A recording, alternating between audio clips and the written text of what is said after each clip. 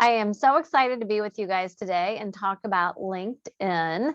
I want to talk about it as a fantastic resource. And I don't know that I'm an expert, but I use it regularly. I've found huge value in it for myself professionally, but also, and as a business owner, and for the students that I work with. So Mrs. Spack works with me, and we work with students of all ages, from those that are college bound, but lots of college students too. So this is like spot on for you guys. And I'm going to give you our contact information at the end. So first of all, what is LinkedIn? So I'm sure you guys, and I wanted to say, Professor Kaminsky and I said, you guys can drop your questions into the chat. I know it looked like you guys were taking attendance via the chat. So feel free to drop your questions in. Professor Kaminsky will go ahead and feed those to me either as we go or at the end. Anything goes. And because I want to be a resource to you guys today. So LinkedIn is really the social media of the professional world, is the best way to put it. So I'm sure you guys are physically raise your hands. Like, you're on Instagram. Who's on Instagram? Raise your hands. Yep. Who's on TikTok? That's the up and comer. I'm not. So I hear that I need to be. So I'll be curious as to if you guys think I should be. Twitter and Snapchat and all those great places. So this is your professional place where you're going to build your brand. So I loved hearing that you guys worked on your elevator pitch, your brand statement for you last week. And this is where you're going to actually get to share that brand with the world, which is fantastic. So I logged into my own LinkedIn. I'd love to connect with you guys. So once you get a LinkedIn presence, feel free to request me. I would love for you guys to be part of my network. So when I log into LinkedIn, this is what I see. So actually the top one here is a post that my company made. So I have both a personal page, but because I own a company, we have a company page as well. You guys are just going to do your own personal brand right now. But when I log in, there's a highlight from my company page. But as I start to scroll down, just like you would with any other social media, and there is an app for that, just like there is with anything else. I have the LinkedIn app on my phone, and I do have notifications enabled. I will say with any kind of social media and even email, I delegate my time and attention to that at specific times of my day. I think you guys as college students have probably experienced where that can take over and be a huge distraction from you driving towards your goals, moving the needle towards your goals. So for instance, I checked my social media morning, sometimes at lunch, depending on how my day is going and how busy it is, and then in the evening. I do have LinkedIn because it's more professional. That's probably the first place that I'll go to look. So as I go through here, what you're going to see in my feed is, so for instance, Thinkific. This is promoted, so it's an ad, but this is a company brand. So there are both companies and individuals. So you're building both networks here.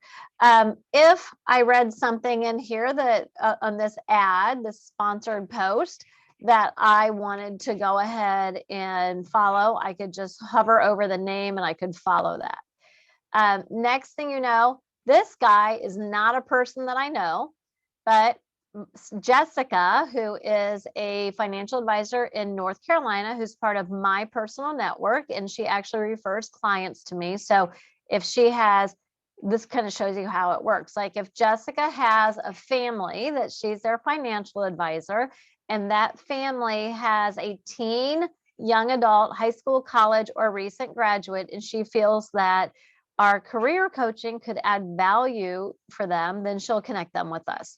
So she's part of my network.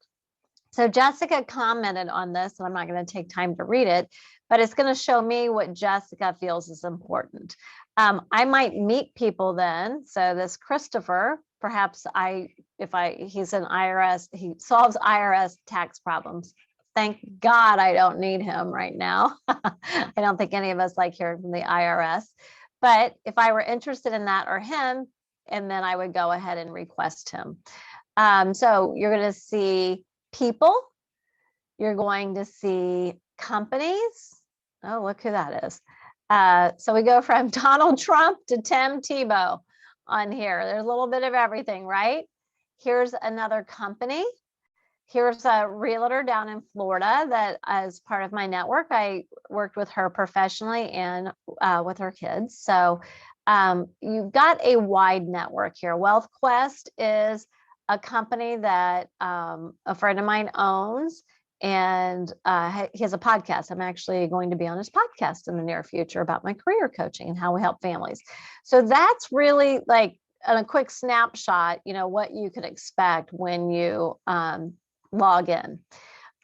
So up here, you'll have your notifications just like you do anything else. So this will probably tell me activity that people have. It'll give me my daily rundown. It will tell me who viewed my profile. I'm not on premium, but I can see that 3 of these people went ahead and looked at my profile. So that's really cool. And I could so let's just say Joe Teskey. He's a financial advisor that I know out in career coach that I know out in the Orange County, California area. I can click there. Now he's connected to me, but people can go on your profile who don't know you. So then I can go here and look at Joe's. I can private message him if I want. Pops up down there. He owns, so this is a company that he owns, Reliant College Planning. So I can come over here and learn more about that. Okay, so this is kind of how it works. That's all of his education. You can also see that, so he went to Pepperdine for his MBA. Colleges have presences on here. So do businesses. So with this, you don't link, but you follow, or you can visit their website. So that's just kind of an overview on LinkedIn. Do we have any questions so far before we look at creating your personal profile? Let's see. Go on. No, go ahead. Nope, I don't see any questions in the chat box. Okay.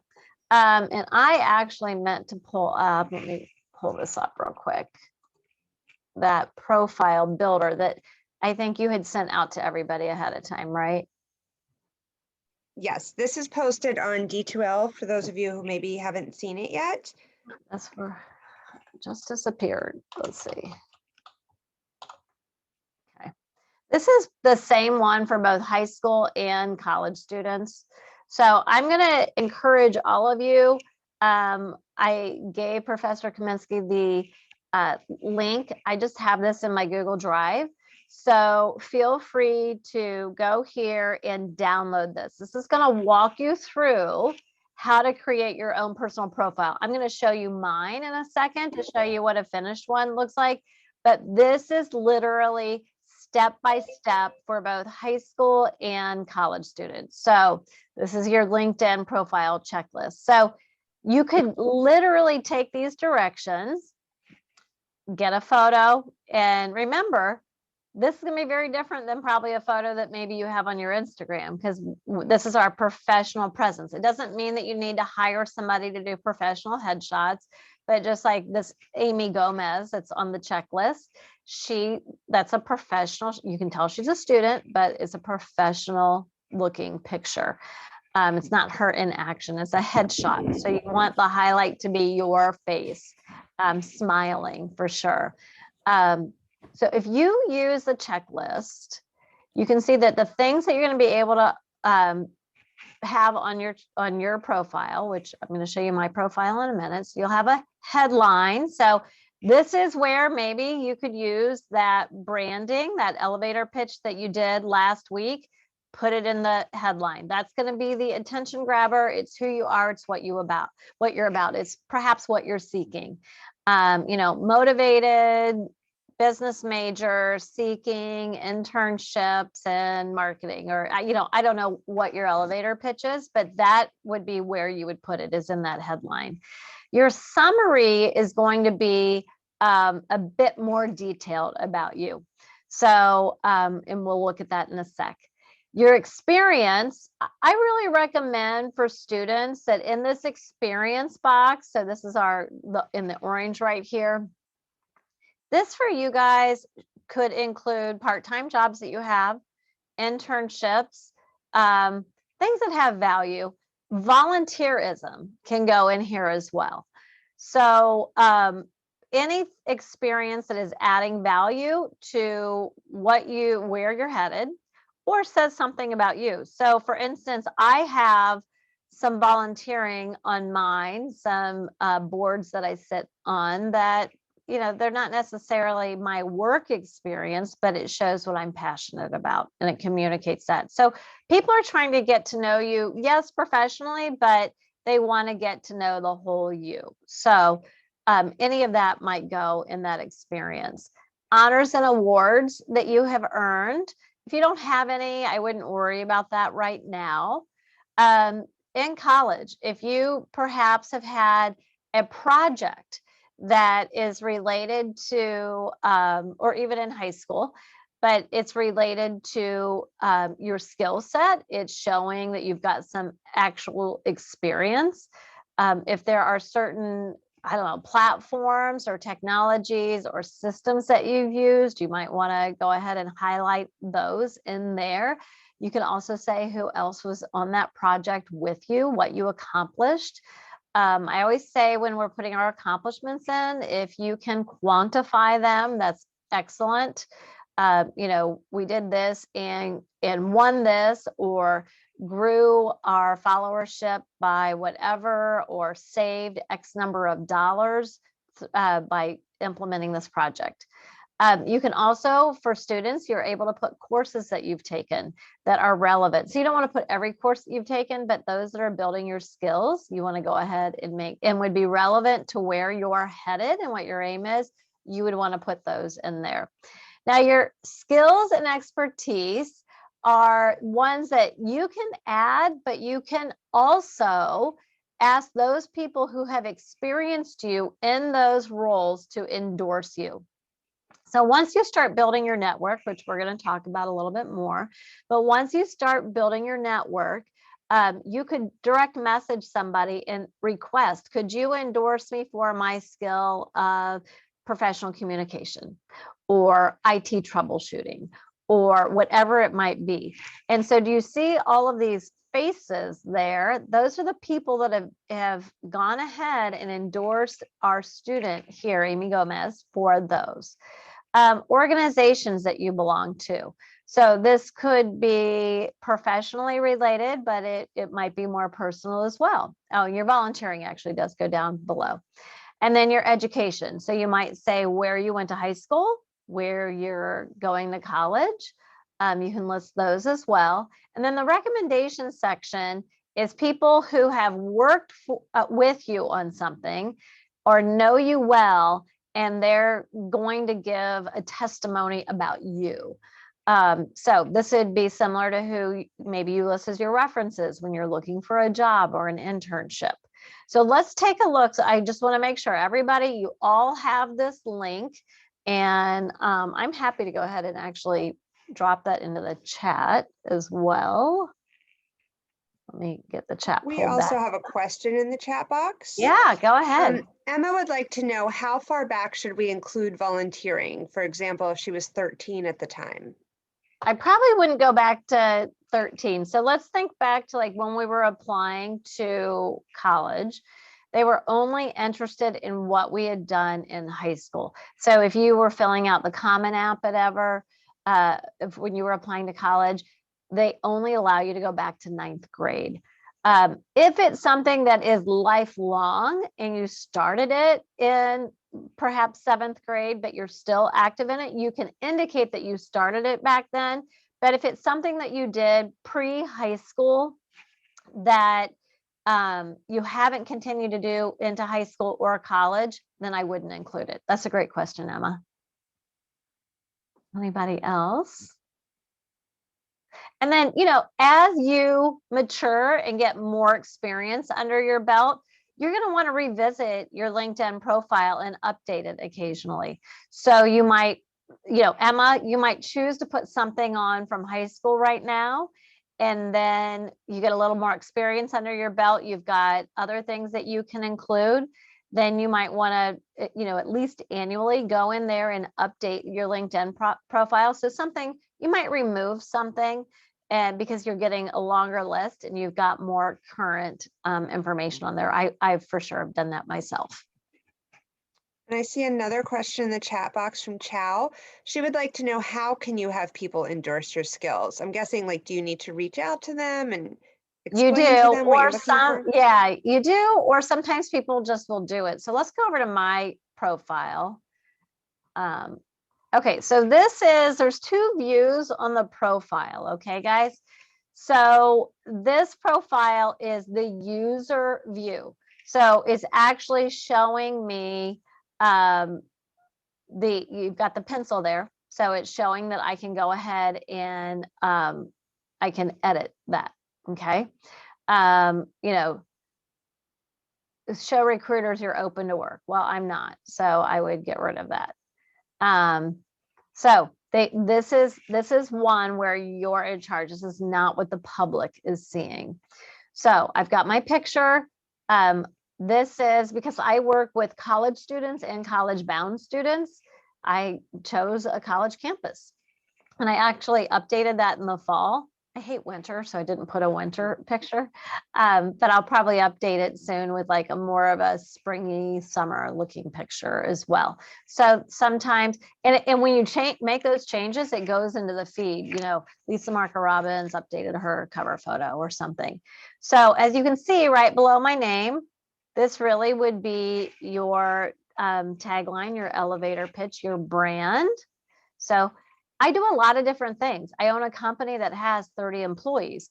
But what I really like to highlight about my work is not that I'm a CEO. Well, I do wear that hat and I enjoy that hat. Where I put my efforts and energy in is in helping get people onto a forward trajectory with career clarity. I was in Forbes magazine for this. So, and I've worked with over 3,000 people. So I word this in a way to grab people's attention.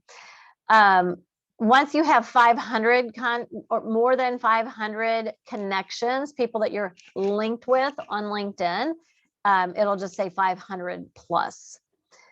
So they're saying I have an intermediate. They want me to say that where I'm located because they want to connect me more with people locally, but I view our brand as a national, if not global brand. So I prefer not to add the location in. This is where in my about section, this is where I get like into a lot more detail of everything that I do. And so this is that, okay, now we've taken the elevator pitch and we've broadened it. We've broken it out. Okay. So these are different articles that I've been interviewed for. So the Fiscal Times, US News and World Reports interviewed me. So in the featured section, I know, you know, Fox Business hasn't interviewed you guys yet, but maybe someday. It actually looks like I need to get my Forbes article in there. I don't have that. But this is where you could feature your work, or if somebody else has said something about you online, then you can go ahead and add it to the featured. So if I wanted to add my Forbes article right now, which I'm not going to take time to do, I would hit my edit button and it goes ahead and it lets me make some changes there. This dashboard is only for you to see. So it's saying that, and I think this is like in the last week, it says 134 people came to my profile to learn more about me and my work. My posts that I do, 59 people have seen. And when people are just searching, trying to find by keyword and things like that, my profile popped into 25 of those searches. So my activity is like my news feed. So these are the things that I'm either sharing liking or commenting on. And we won't blow this up to see all activity. So I've got 2 brands. One is Flourish, which is the work that we're doing with teens and young adults on career clarity. So, and we actually just started rebranding that back in January. So I've updated my LinkedIn recently. If I want to add more about that, I can click the pencil button. If I want to add a new experience, I click on the plus. My main brand, Leap, where Mrs. Spack and I have been working together, and she's with me in Flourish as well. That's been around for over 22 years. So that's been on there forever, but at times I have updated how that's worded. I actually was a high school teacher for 8 years before that. So I have my teaching experience. Prior to that, this is where I went to school. So I went to Taylor University, and then the University of Dayton is where I got my master's degree. You guys, I would go ahead. So you can put in, let's say you're graduating. I know somebody said that they were a junior. So perhaps you're graduating in 2022. You would put the school name and then start date and then your anticipated graduation date.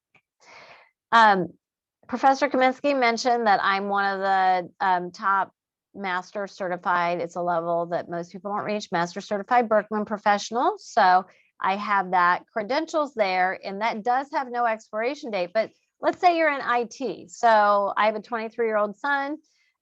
He got A+ certified in IT when he was in high school, but that does have an expiration date. So he would put in the date that it was issued, and then he would put in what the expiration date was. What you will also notice here, and we're not going to take time to do it, but if I click here and then pull it up, I actually can go over to the Berkman page, which then is, if somebody goes, well, what does it mean to be a Berkman certified professional? They could then go over to the Berkman page and learn more about that credential. So here's where my volunteer experience is. I sit on an executive board for something called NCAG. I was for 5 years an advisory board member for Tried and True Parenting. And I've got other experiences up here as well. I literally even put on here that I was my daughter's, I was the admin for my daughter's select soccer team when she was playing. She's in college now. So that's one I'm keeping up there. It just shows, like, if my brand is working with young adults and teens, then I think that is relevant, and that's why I keep it there. So here's where we go to endorsements. So this shows, I've got 85 people that have endorsed me for public speaking. Okay. Now, let's say that you go ahead and you add, and I've got a bunch of different things. Those are probably my top endorsements. And then here's some of them that not as many people have endorsed me for. I probably need to ask more people to endorse me on the Berkman method. So you can actually ask people to endorse you. So that was a great question that we had before. But sometimes somebody might be on your page, on your profile, and they know that you do something well. And I do this often. I feel like it's a gift to somebody if, especially teens and young adults, if there's somebody I'm working with and I'm like, oh my gosh, they've so grown in their communication skills. Or I will seek out to go to somebody's page and endorse them, which is really easy by just clicking a plus sign, or write them a recommendation. So these are some of my interests down here. So one way that you guys might be able to get people to endorse or recommend you would be to go to their LinkedIn profile and offer an endorsement or a recommendation. When people have done that for me, it prompts me to go over to their profile, read about them. And if I'm experiencing something positive or know they do something well, then I'll go ahead and do the same for them. But you can also ask for those. I know you guys are in the early stages of building your network, so don't be afraid to ask. Probably doesn't feel right if your parents have the same last name as you, if they're the ones endorsing you. But if it's somebody that doesn't share your last name, even if they're a family member, you can start to build awareness. It might be a friend's parent. It might be somebody that you simply job shadowed with. but we've got to do some asks. One of the things that I loved at the beginning of your guys' class was Professor Kaminsky said, you have to have 3 questions, open and closed ended. I have a framework that I use with students that when you send an email for an ask, research shows that you need to ask between 1 and 3 questions. It increases the likelihood that you're going to get a response. So if you're going to message somebody on LinkedIn and ask for something, you ask between at least 1, but not more than 3 questions. That how you should close your ask is thank you in advance. And that's anticipating that you're going to get a positive reaction or response or cooperation from the individual. And those are ways to form up our communication so that we are able to get more information. So before we go into the next part, are there any questions? We do have a question in the chat box, and you started to hit on it. Emma asked, can you connect with family members on LinkedIn? And I'm actually going to expand on that just a moment and say, should you connect with family members on LinkedIn? I think you should. I mean, look at maybe their profile. I'm careful of, especially now, I've got a very broad network. If somebody requests me, I actually visit their profile first to see who they are. Do I really know them? I am careful. I have a filter on there. At my stage, I get a lot of requests for people who they're going to try to pitch me to, sell me something or get something from me. So I'm careful in that way. But if it's somebody that has a professional, remember, this is networking. And oftentimes for students, I say, you know what, if you're going to start with like, who do my parents know? So add your parents, add your professors, add your friends' parents, but look at their LinkedIn and just say, do they look professional? Might they be able to introduce me? But networking is finding common connections. I always say when you are networking, which is what we use LinkedIn for mainly, seek to be interested, okay, not interesting. So it's asking people about themselves instead of telling them how great you are. You want to build the connection. And that usually comes from you all being interested instead of interesting. Make your profile interesting, but seek to be interested in others as you build your network. And I think that starting with family members and friends, parents, is a natural place to be. So that's okay. But look at their profile first. Like, I'll give you guys a great example. So let's just go to, I think it's under my network. Okay, so here are these invitations that I have. So this Whitney K, now she knows 29 people that I know, so I probably will check that, but look at what she does. I help female entrepreneurs, ding, ding, ding, me, elevate their brand. Well, you know what? I don't know that I need to connect with her. I'm in a professional coaching program for entrepreneurs. And if her idea is going to be to pitch to me, I probably am going to click ignore. I know who this is. I probably will accept her after I look at her page. I have no idea who this Glenn Martin is. And I'll check out his page, but I'm probably going to ignore him. So I've got 13 people that I haven't even responded to recently. And I am careful. So now, can I interrupt with a question?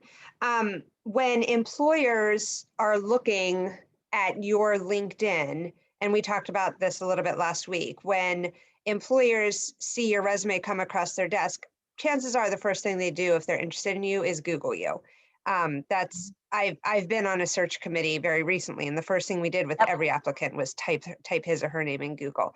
So when they bring up your LinkedIn page, they're not only looking at your personal profile, your jobs, your experience, your college, but they're looking at everybody that you are networking with. And that goes the same for every social media. Am I understanding that correctly? Would you agree with that? 100%. They're looking at who you're connected to. Now, for somebody like you guys heard me say, okay, I'm looking at who my mutual connections are with them.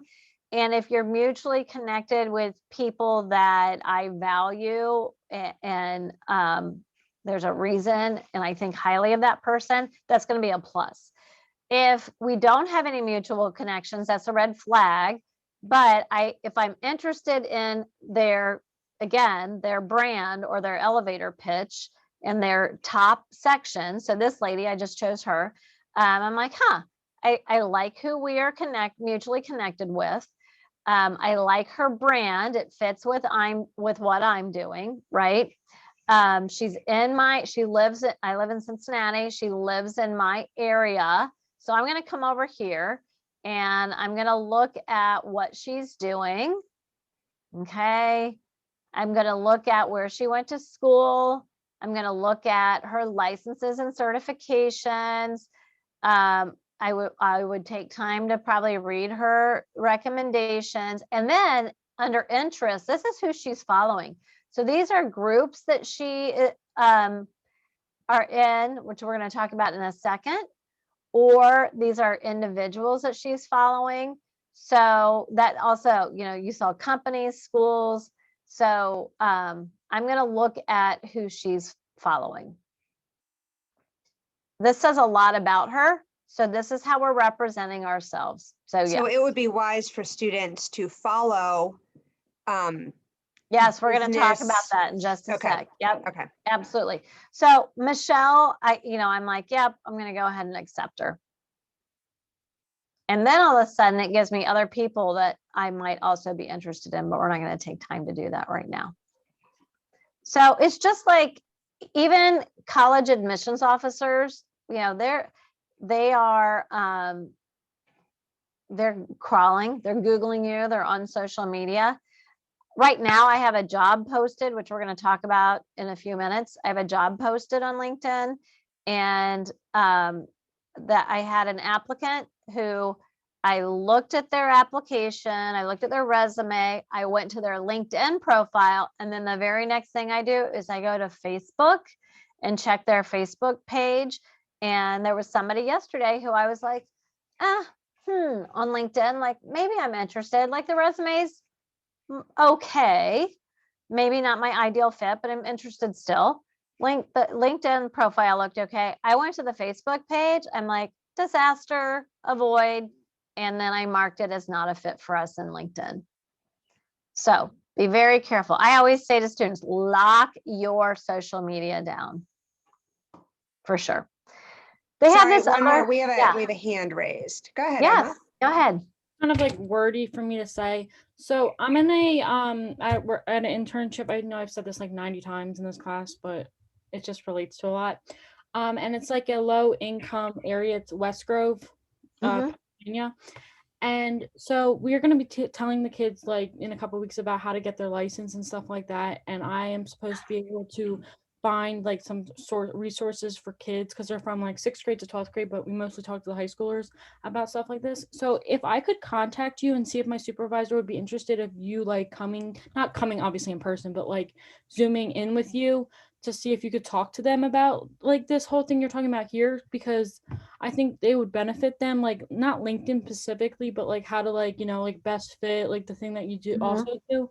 Could I like, if my supervisor is like, I'll give you my contact at the end, Emma. And, if my calendar allows for it, I do book up weeks in advance usually, but I have other team members as well, like Mrs. Spack, who works for me. Yeah, totally. Reach out for sure. That it was like a long question, so I didn't feel like typing it. That's okay. Okay, I'm dropping another link into the chat, you all. Let me just make sure. Okay, so do you see how the URL changed up here? university.linkedin.com, LinkedIn for students. So LinkedIn's got great things for students that are in college. So it's LinkedIn Higher Ed. So it's aimed at college students. There's also valuable things for high school students. So Emma, share this with that group that you're working with. So they've got videos, they've got articles. So this is a resource for you all on things that LinkedIn can do for you, benefits, and it gives you advice. So that profile checklist is in here. I just think everybody needs a LinkedIn profile checklist. That's why I downloaded it and have it easily shared. But they've got some videos, get hired videos, student series, your job hunt, right? Build your professional brand. You guys were working on that last week. Go check that out.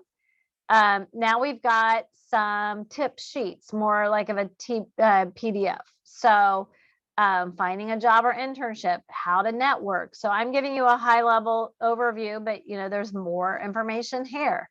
There's that checklist again. So lots of videos. So this is a really great resource for you guys. Okay. So I dropped that in the chat.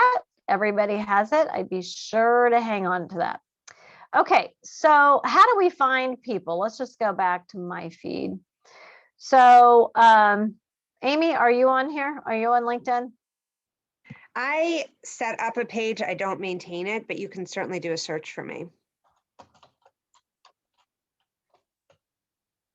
It's with a Y. There it is, all the way at the bottom. Freelance video producer. Okay. So you can put in a person's name.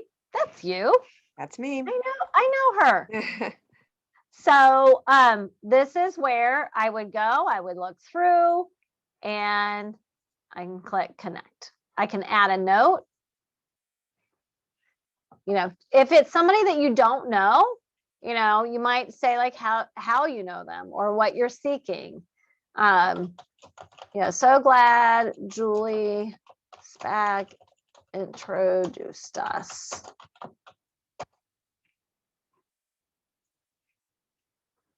Then she'll get a notification. Okay.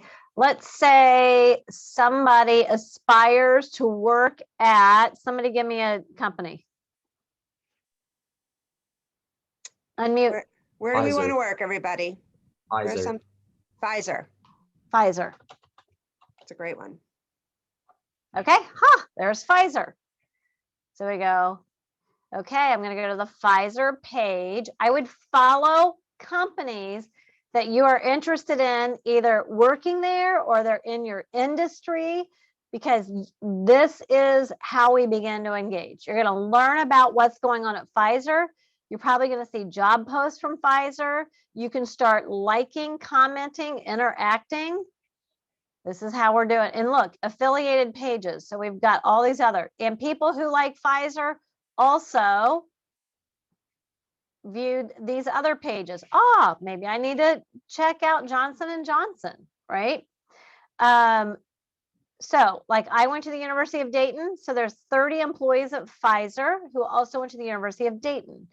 So I could look at who they are, and I might, if I'm interested in Pfizer, I might say, reach out, connect with, this is with a stranger, send them to LinkedIn that I want to link with them, a request, and say, hi, I'm also a University of Dayton graduate in whatever year, really interested in the work that Pfizer is doing, glad to connect. So it's okay to ask if you don't always know, but look for that connection, look to be interested as much as your profile should be interesting. We just talked about this last week, how professionals love to help recent graduates and especially love to help recent graduates from their alma mater, high school and college. And people who love their jobs are like ambassadors for that, right? And so they absolutely love that. So look at all the things. I could follow Pfizer. I'm not interested in Pfizer, so I'm not going to, but I can learn about, but look at this. These are their posts. So I could interact with the posts that they have. Makes it really easy to start liking, commenting. I will tell you guys a secret about LinkedIn. LinkedIn prefers that you stay on their platform, so that you are resharing within the platform instead of sending people a link to go somewhere outside the platform. If I want to start looking about jobs at Pfizer, I will tell you guys that I have great success in hiring for my company through LinkedIn jobs, more so than places like Indeed and things like that. So they currently have 1,600 plus job openings. You could search them that way. You can also whoever said that they were interested in Pfizer, you could create a job alert and you click that, it's going to take you through a series of questions. So when Pfizer posts something, then you will get a notification in LinkedIn that they are hiring. Sometimes you actually apply from LinkedIn. Sometimes it sends you to the Pfizer site. They probably, with a company that size, they probably have it posted on both.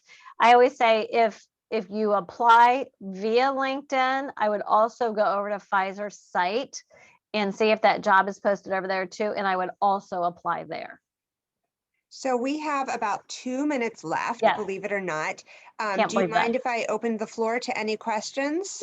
I would also just real quick say, look for groups in the industry that you want to work in and request to join those groups. And then we already talked about LinkedIn jobs. So here's my contact. Go ahead and shoot me with questions. Help me. All right, and I will post this contact information on our D2L page also so that you guys can just click right on the link. What questions do we have for Lisa?